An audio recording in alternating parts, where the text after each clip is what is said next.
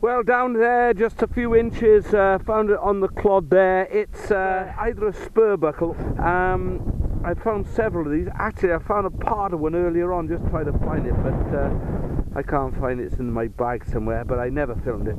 And so that is quite old, that is. I also found this this button, which is quite old, and that gave a banging signal, no design on it. But I found that just up that way a little bit. Down here about, I don't know, 2 or 3 inches, pulled out this, it looks like a little belt mount. It's quite small, but there doesn't seem to be any fixing on the back. Although there's 2 little holes in the side, that side and also that side. No. But that looks like a little tiny belt mount of some sort, but it's quite old. We'll check that out and see what we find. Okay, on to the next. Well, down here, just a few inches, I can see it in the clod. Yet another musket ball, I think. Yeah, musket ball to join the many that I have. Didn't hit anything, perfectly round, perfectly shaped, one musket ball. We have a little squelchy signal here somewhere. I can see it. Oh, it's a little patterned domed button. Let me just get this all out to the inside.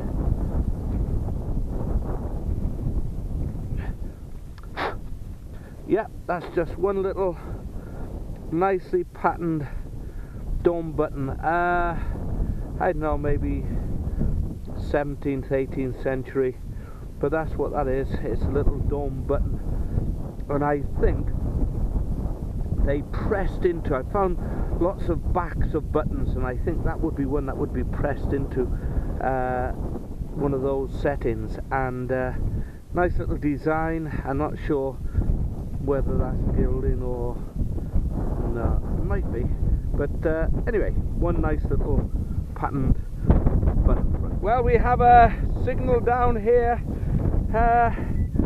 quite a strong signal. Oh, it's in here. I don't know if you can see it or turn that. It's in here.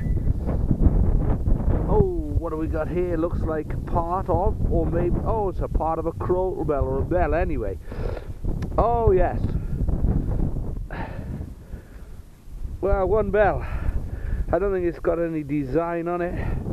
It's not like one of the old, really old ones that you find. But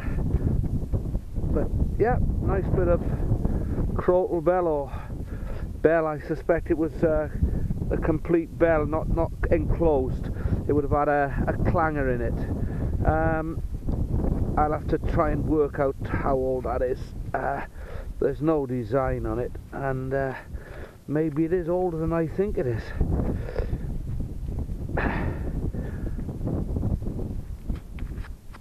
Well, that's very nice. One part of a bell. Down here, just a couple of inches, and we have this. Now, this is the third one of these that I found today, and it's just amazing. You don't find one for ages, and then you find 3. I think they call them spur buckle. Again, post-medieval, I suspect. But that's what that is, and I'll try and put a link up as well to a description, maybe in the Portable Antiquities Scheme site. But that's what that is. Another part of a buckle. Well, the joys of winter detecting. No sooner have I dug the hole, it's filled with water. The mud down here is really bad. It's at the bottom of a hill and all the water's come down, but I've been rewarded with this little button. Not sure the age of this one. I've never found one quite like it. I suspect it's around about 1600s, but maybe before then, looking at the shank and looking at the shape, it could be a little bit older than that, but I'll research that when I get back. But that is took me ages to find it, trying to separate the mud and everything like that, but that is one nice little button. No design on it, but the shape, I found dome buttons, but this one is conical, and very, very pleased with that. Okay, so we'll continue, see if we don't get stuck in the mud, but the joys of detecting in the winter. Well, down here, just a couple of inches actually, turned it out onto the soil. It's like, I don't think it's that old. I think it's the front of a badge. I can see some writing on the front. I'll have to clean it up to get to that. In fact, we'll have a little look now. It's not writing, it's just got some markings on the back, a little bit crude, as if it's been punched. Not very symmetrical. I don't know whether you can pick it out there, but on the back, it's copper, it is. On the back, it looks as though it's been glued, so I don't think it's that old. Maybe I'm wrong, but and that stuff there is not glue, but something's been fixed, maybe like a brooch. I think maybe that was it, a brooch more than a, looks like a pin had been stuck on the back. Very nice, but crudely made anyway. And we'll have a little look, and maybe somebody, when I put the picture up, somebody will have an idea what it is. Down there, I don't know, some 9 inches, something like that, maybe 10 inches, had this banging signal, and out come this this brass. It's not copper, and it's maybe bronzish, but I think it's brass by the look of it, where I've rubbed it there. Just a ring, no idea what it is, some farm piece, but it gave a banging signal anyway. A bit of a dig, but anyway, we got it. Not sure what it was for, but there you go. Well, down here, part of a thimble, not particularly old, but you can see where the needle went through. Maybe there and there's 2 distinct holes, and that's why these thimbles are discarded very often, because that's where the needle penetrates and goes straight into the finger. There you go. Down here, about 4 or 5 inches, we have this, which is looking like a halfpenny, well worn. Can't see what it is at the moment, but I'll just give it a quick clean. Well, can't make out what it is, can't get any detail off it. We'll clean it up at home, see what we can find. But it looks like a halfpenny or a penny, or that's not a penny, it's not big enough, but I suspect. Down here, somewhere about 6 inches, we pulled out this. Haven't cleaned it yet. I suppose it's part of a buckle, although, yeah, it's part of a buckle. Quite a sizable one.